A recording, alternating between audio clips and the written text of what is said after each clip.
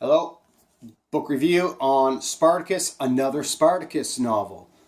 This is the third book. I'm doing a book review on the Spartacus topic. This one, book number 2 from Ben Kane's series on Spartacus.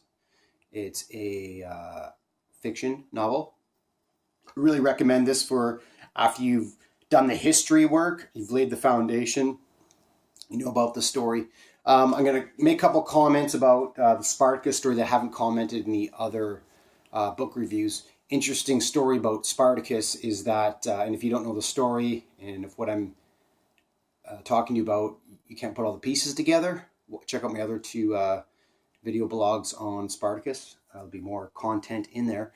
But basically, one interesting thing about Spartacus I forgot to mention was that he defeated 9 Roman armies from a slave rebellion, but he was the leader of the Thracians and one half of the slaves. And Crixus, I believe he was, a very, very good gladiator. I don't know the exact details if he was the champion or not. I'm not sure. Of Capua, he might have been.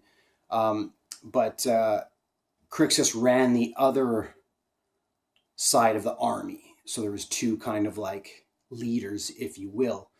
History has stated that Spartacus was the more intelligent leader, and Crixus, history portrays him as a more of a blind, angry, rage-killing machine type.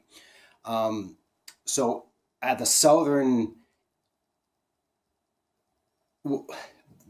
thing that really happens when, I don't know, sad, it's just the way I felt about the story when I got so emotionally involved in it. When I didn't know anything about it, I was just like, oh, wow, they might actually win here. Oh, they beat 9 Roman armies. Okay. Oh, wow, this is serious. Like, what's going on here?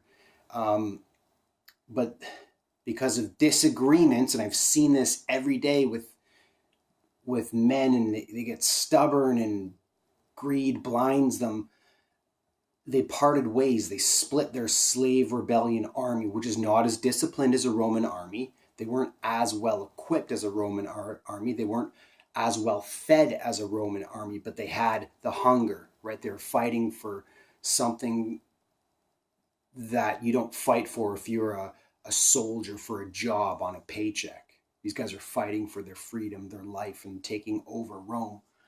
So it's a big difference. But Spartacus and Crixus ended up switching, disbanding, and Crixus wanted to go raid and pillage the farms and take on, I'm not sure if he wanted to take on Rome or not, and Spartacus realized he wanted to make his exit out of Rome because what more can he conquer? Like, this is a slave rebellion. It's not even a real army, and you've defeated 9 Roman armies. Some historians portray that Spartacus wanted to get back to Thrace, form a real army, then come back and reinvade Rome, but we'll never really know. So I've come across this in business quite a few times in my career, my entrepreneur career and corporate career, even before university, just kind of, hustling and trying to make a dollar and stuff like that. Or even on sports, just and the one thing for me, I'm a big team guy, big team player, even though I work alone right now. You can accomplish more together than just on your own, but it's hard to I find it very challenging to put a good team together of people that have that teamwork philosophy. So that was the big thing that stuck out of the Spartacus story that really just as soon as they broke up, just parted ways, I was like, oh man, it's done.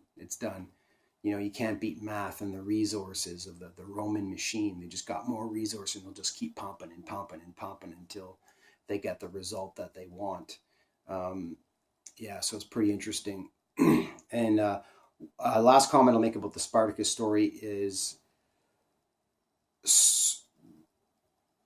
Spartacus actually made it to the Swiss Alps, and he could have exited Italy back to safety, but he didn't.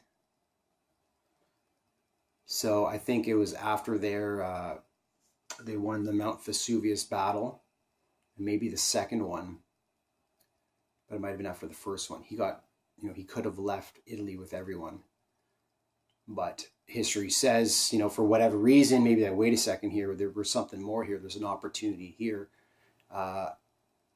They were at the north of Italy and marched all the way, raided and pillaged all the way to the boot of Italy. And they wanted to get over to Sicily to get all the grain. And this was the third slave rebellion in Rome.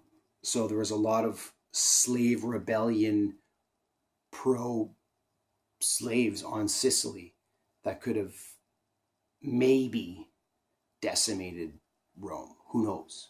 But that was the plan. And then Spartacus got betrayed by pirates for, we're not sure why. Maybe Marcus Crassus paid them off, or the pirates just screwed him over. We'll never know. But that was kind of the end of Spartacus. So good thing about Spartacus I love is just, 2,000 years ago, this story. Only 4,000 words ever written about you in history, in the sands of time. And people are still writing books about you. People still make TV series, still make documentaries. Something to learn here from this story, people. Something to learn that we can apply to our lives every day. And that's why I like studying history in Rome and stuff, because there was a philosophy, or people, I used to think when I was younger, even 6 years ago, that, we're humans now. We're so much smarter than we were 1,000 years ago. No. That is not the case. That is definitely not the case. Principles that apply in history still apply directly today. And if you think of astrology, and it's a little off topic, but if you think of astrology, someone actually had to map all that stuff out, and that's takes a lot of intelligence, a lot of dedication. So, but the technology changes over time. So that's why it's good reading these books, history books, because you learn so much about what you can apply to your life today and for the rest of your human life, because we're only here for, if we're lucky, 100 years. So anyways, 5 out of 5, Ben Kane, awesome dude, awesome book. I've read his Hannibal books. He's got 3 novels all in Hannibal. I've already covered those, so check those out too. This is a deadly author, just a page turn. I read this in I think 2 days. It was just, I loved it. Anyways, take care. Thank you. Subscribe to my YouTube channel.